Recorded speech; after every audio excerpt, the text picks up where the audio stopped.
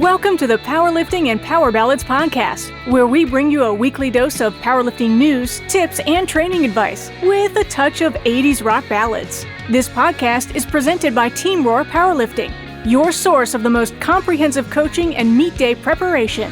Here are your hosts, Josh Rohr and Laura Styrlund. Welcome to episode 227. How are you, Josh? I am good. Fun fact, 227 was a TV show. It was an awesome TV show in the 80s. Ran from 85 to 90 on NBC. Was it a detective drama? I can't remember. It was not. Just no. 227. What did 227 stand for? I don't remember this show. Well, let me just read you the Wikipedia because it's always right. Oh. The series, created by C.J. Banks and Bill Boulware, stars Marla Gibbs as Mary Jenkins, a sharp-tongued city resident, gossip, and housewife. Other main characters were her husband, Hal Williams, her daughter, Regina King. The landlady was Elena Reed Hall, and neighbors, Jackie Harry and Helen Martin. Did you watch this ever? Yeah, I did. Oh, okay. It's been a long time. I mean, obviously it went off the air in 90, whatever, but it was adopted from 227, a stage play written in 1978 about the lives of women in a predominantly black apartment building in 1950s Chicago. There you go. Wow. The setting of the series, however, changed to present day Washington, D.C. Huh. I remember none of this. I mean, I know I was on a lot of drugs in the 80s, but I don't remember this. That's a good show. Anyway, so what's going on in the Georgia powerlifting world? So the USA Powerlifting Holiday Havoc and Rookie Rally are coming up December 6th and 7th. The regular registration is already closed, but late registration is still open. The Holiday Havoc has 6 spots left, and the Rookie Rally has 16 left. 16 left. Wow, math is hard. Okay. Yeah. I hope you could hear the calculator. I was typing next to the microphone. That was on purpose, but I don't know if that came through or not. No, Damn. I didn't hear it, but yeah. Yeah, well. All right. Well, Laura Styrlund competed at the IDFPA Bench Worlds 2 weeks ago. We would have done the recap last week, but we had John on. So, speaking of John, he never got back to me about Bon Jovi. It just occurred to me I need to follow up with him. Although I'm not sure if I should say this or not, but I'm going to because it's me. He sent me a message and said my wife disowned me after the Bon Jovi comment. And I wrote back, justified. Nice. Yeah. There you go. Anyway, I'm all over the place, but back to Laura Styrlund. She competed at the Bench Worlds. She went 2 for 3, finished with 110 kilos and missed 115. But she won, and she won also the best overall Masters lifter. So Nice. Yeah, not bad for 2 for 3. And Right. and those numbers were decently off what she's capable of too. So yeah, just one of those days. It happens, but still enough to win and get best lifter. So not bad. Right. I mean, when you're good, you're good. And I don't know why that's funny to me. when you're good, when you're good. When you're good, you're good. I don't know. All That right. just it sounds funny to me. And correct me if I'm wrong, but is Laura a M3 now? She is. Sorry, Laura. Didn't mean to point that out, but it's kind of legit because there's so many people that are, Dead. I wasn't gonna say dead, but at my age even, right? Like people expect very little of anyone who's over 50. Like it's just crazy, like how low the threshold is for normal, right? So to be lifting competitively and winning best masters lifter as an M3, which is, sorry, Laura, over 60, that's legit. That's pretty legit. So kudos. Agreed. Kudos. I saw some statistic that said at my age, okay, and I'm over 55, but not an M3 yet. Um, it said like how many push-ups you should be able to do, and it was like 11. And I'm like, okay, do you mean like in a whole day, or do you mean like per set? Because if it's whole day, like that's such a low bar. Like what? People can't do 11 push-ups at 55? Like pisses me off a little bit how low the bar is set. I mean, I agree, but I know a lot of people that can't do one. So True. And I'm does not that, saying push-ups are like the ultimate test of anything because, if you've got shoulder issues, whatever, wrist issues, whatever. But just for the able-bodiedness bar is set really, really low. Dan and I were talking about Rick Springfield because he's, on Sirius XM. And Rick Springfield's like in his 80s and he still looks yoked. Like, this is kind of where we should be shooting for, not the whole like, oh, I'm in a wheelchair and using a walker when I'm 80. Like, no, no, no, no. Rick But Springfield, the epitome of health?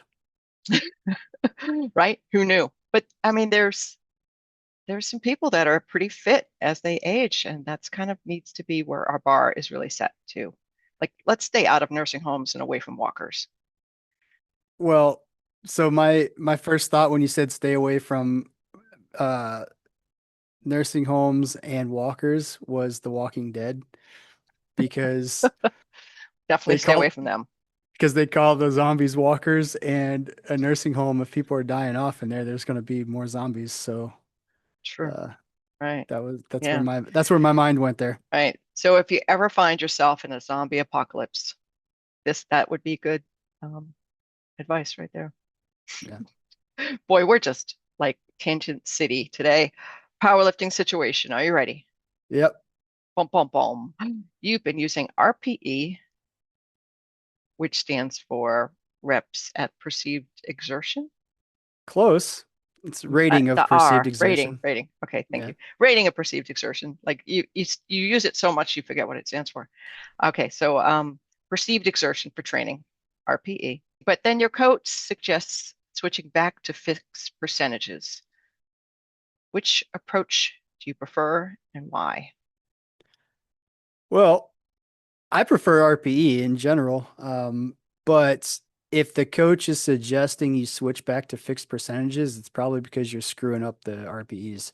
Um, and it may not be your fault. I mean, it's probably your fault some, but newer lifters just don't have the understanding of what a nine means. Like they've never had to push that hard, likely, so they might not know.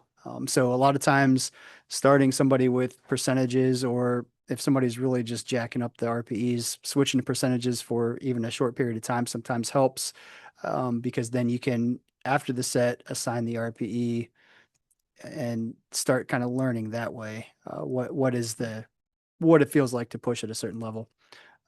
So in general, I mean, I would not prefer to do this, but like there are certain situations where, switching to percentages is necessary. Yeah, and so I think the key being your coach suggests switching back to fixed percentages. So that's where you have a dialogue with your coach. And ultimately, if you have a coach, whatever they say is what you should do. Yep, I agree. Yep, moving on.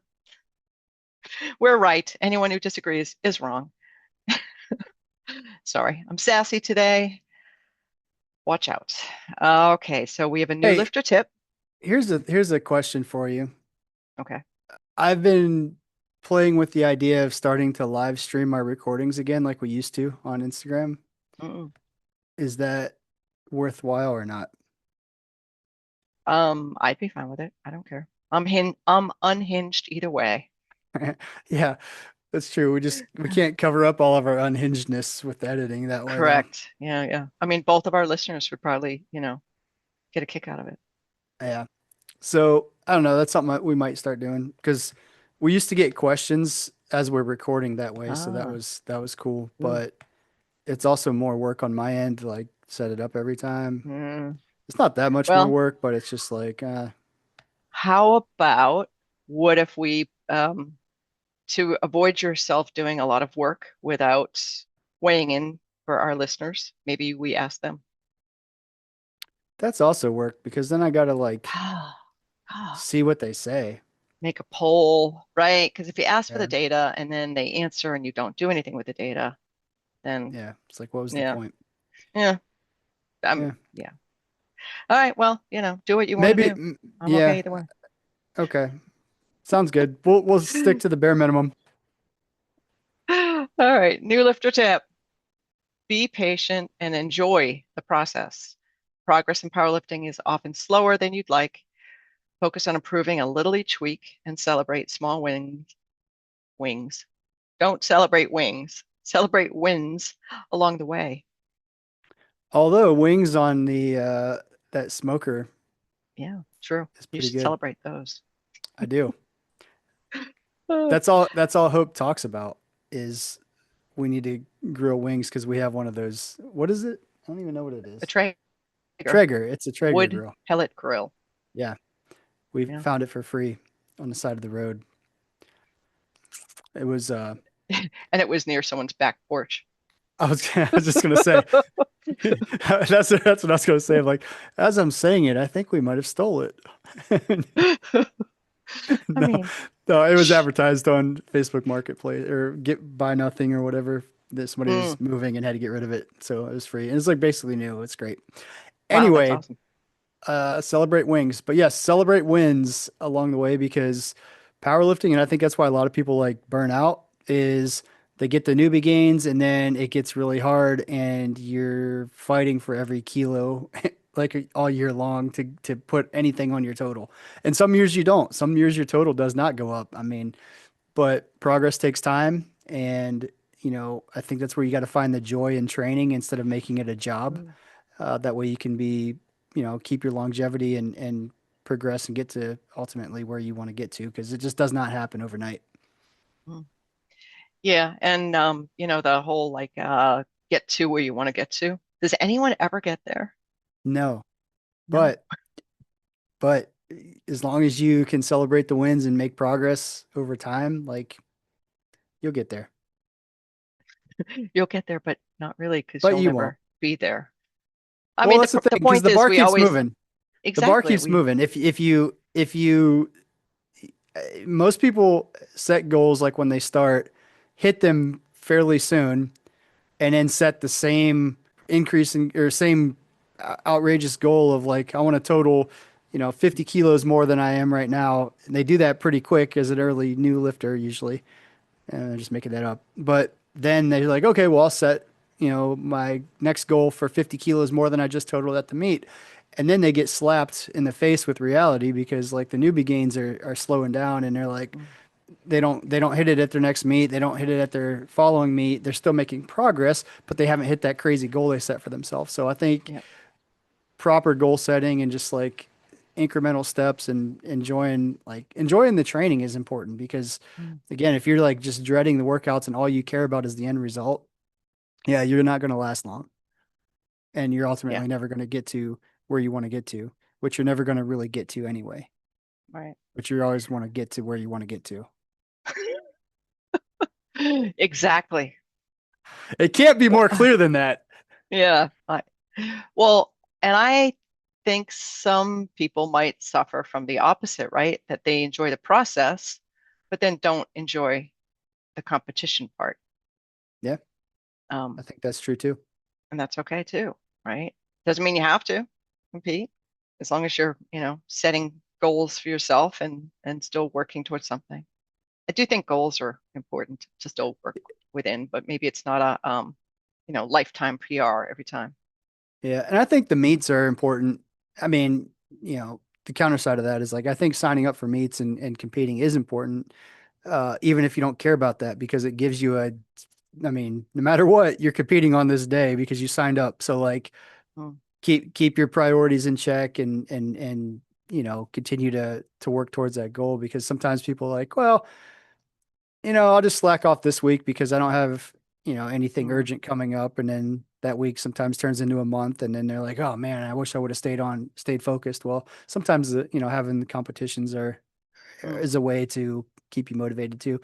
Right. Obviously, you don't have to do a competition, but like, you know, I think that's that for some people that is motivation to keep training and keep on course.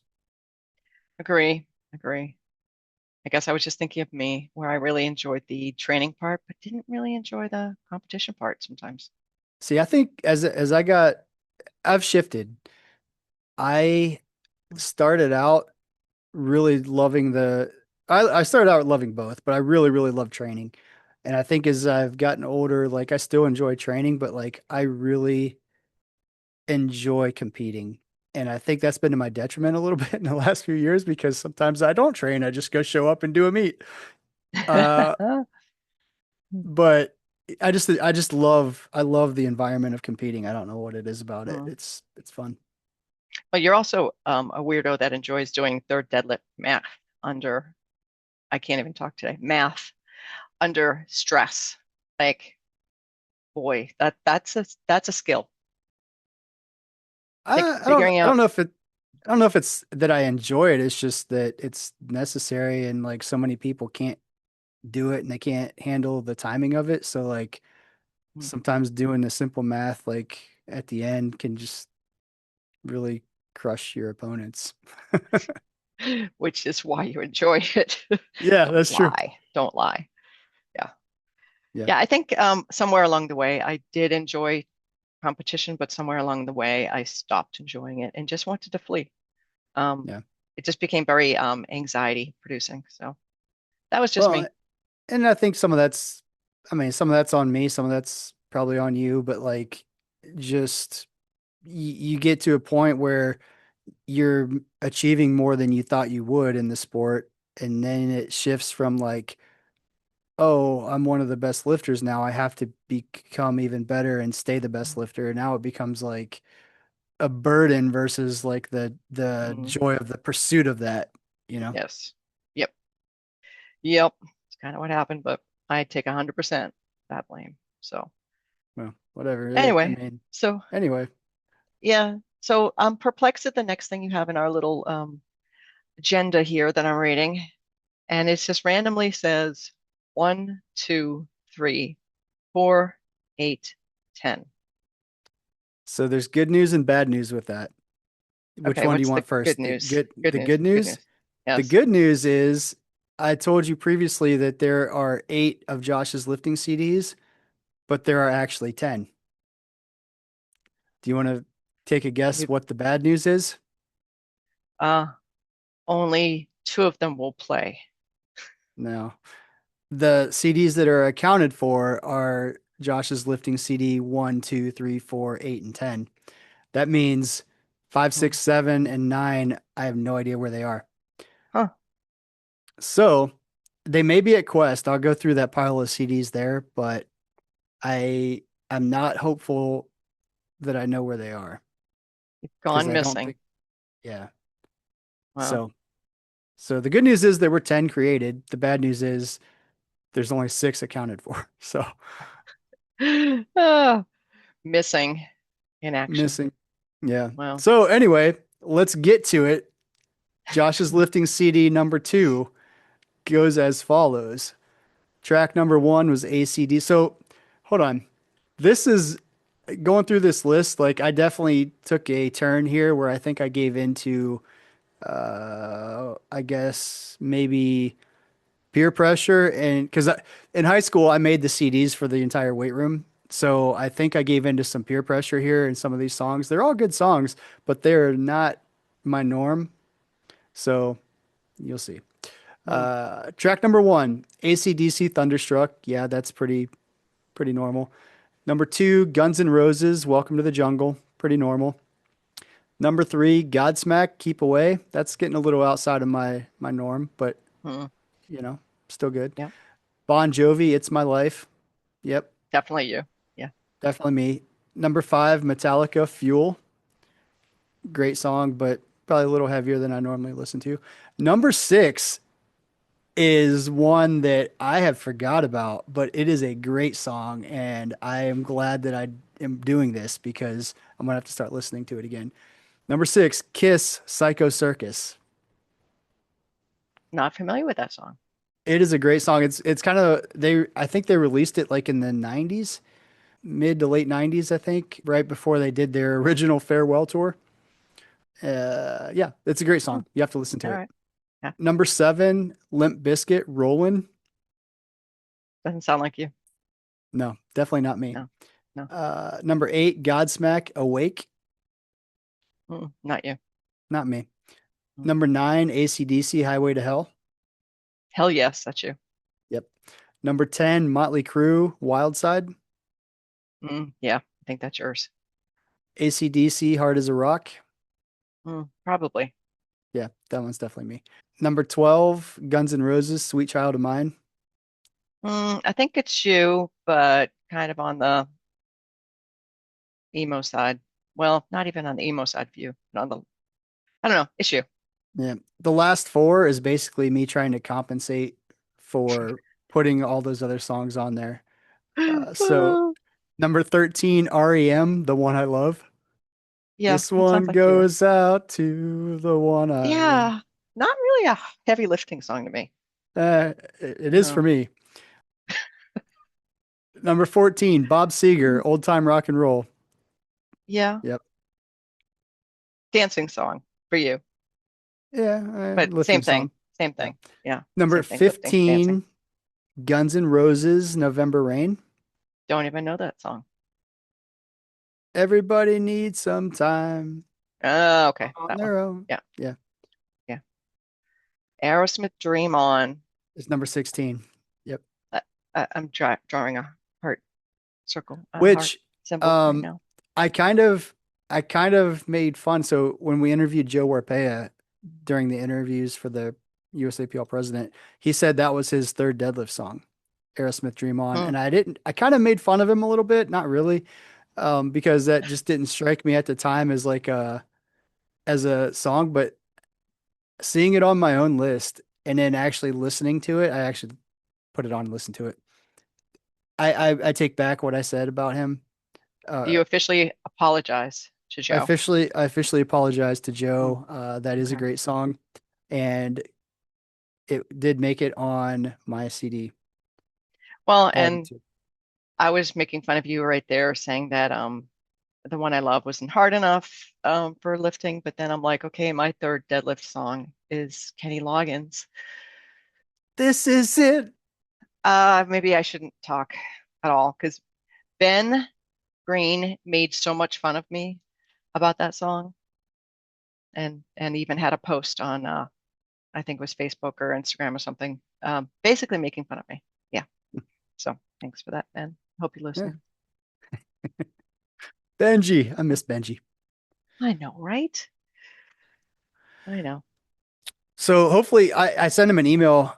The Team Rohr Christmas party. No, actually, that's not the correct title. The correct title is the Team Rohr Holiday Karaoke and Potluck Extravaganza with Ugly Christmas Sweater Contest. That's the official Yes. title. Okay. That's a good title. I like that. I like It is that. December 6th. All So right. maybe Benji, if you're listening and don't check your email, you should come. Yes. Absolutely. We need to have like the band back together, you know? Yeah. Gotta have the band So back together. yeah, so we're gonna do that at my house. Oh, and the white elephant. Oh yeah, I really haven't planned this out too well. Like normally like during COVID we did like the online white elephant exchange, which was cool. But now that we can do in person again, that's more fun. Yeah. Well, and that date's coming up. I mean, this is this is less than a month away. People need to mark their calendars Yeah. because I need to find a really bad white elephant gift. I'm like just looking around my house right now. Oh, Yep. that reminds me. I still have The remember the random beanie? tooth collection. No, I got rid of that a while ago. Somebody, Did I don't, did you win that? Who was that who won that? well, I won it from, our white elephant gift in, exchange in Ohio a couple years, like 5, 6 years ago. It's basically, this is weird. It was just it was like I don't know what you call it, like a case full of teeth. It was like it must have somebody was a dentist at some point, and it was literally Mm. every single tooth that's in the human mouth was there for display. And Mm. there was a few missing, like it was clearly old. Somebody found it Missing in their teeth. attic, I think is what it was, where it came from. Mm. When they bought their house, they found it in the attic, so they gave it away. It might have Right? been worth money, I don't know, but it was a weird gift. Anyway, I think I gave that away at one of the Team Rohr Christmas Yeah, parties. it was I don't know. last year's, and it was horrifying. And I think whoever got that should bring it this year to give it to someone else. I feel like there's a no regift clause in Oh, there. really? You can regift it to a different exchange, but not the same group. Oh, I guess. Whatever. The Yeah, clause. keep that shit away from me. It was weird. Is that CLAUS? The Santa Right. Claus. Yeah. Get it. Yeah, I know. Yeah, I Sorry. got it. I got you. I know what you're Sorry. saying. That joke. That joke. Yeah, so I'm kind of looking forward to that. I'm going to find something really random and kind of spooky and weird like that, I think. I'm sure I have something. Cool.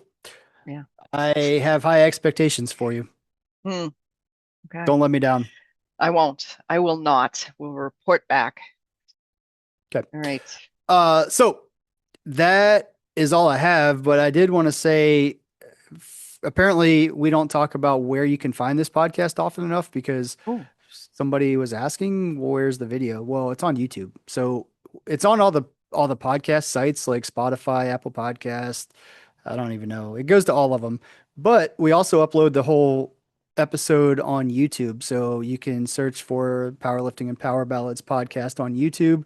And we have every single episode on there with video. So yeah, apparently that was not public information. whoops.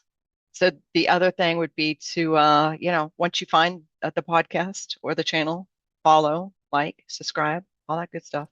Yeah, do that too. That makes us go, well, hey, maybe we have, 4 listeners instead of just 2. We're going to still do what we want to do. Yeah, we're gonna do I it. mean, Whatever. any listeners, hey, we love you. That's awesome. But really, this is just my way to connect with Josh and still talk about powerlifting. Yep. That's why I'm here. Get your 30-minute a week powerlifting fix and move on. Exactly. That's the way we do. So we're coming back online to say, wait, we're not recording next week. So We're not coming back online because when I edit it, this is our sign off. Like I just said. Okay. I do what I want, Josh. I do what I I want. know. And that's why all this is staying in. So we won't be on next week. So everyone have a amazing Thanksgiving. Go stuff yourself and eat Go lots of stuff pie. yourself. That didn't sound right. It I didn't know. sound right. That's Joy. why I said it. Yeah. You could go stuff yourself for all I care. Yeah, well, fuck you, Josh. Go stuff yourself. Happy Thanksgiving, everybody. Later. Yeah, what he said. And just a friendly reminder, if you are looking for science-based powerlifting programming, look no further than the Team Rohr training app. You can find the link to it in the episode description and also get 25% off of your first month using discount code, all capital, PL Ballads Podcast. Happy training. Thank you so much for listening. If you enjoyed today's episode of the Powerlifting and Power Ballads podcast, please remember to subscribe and share it with your friends.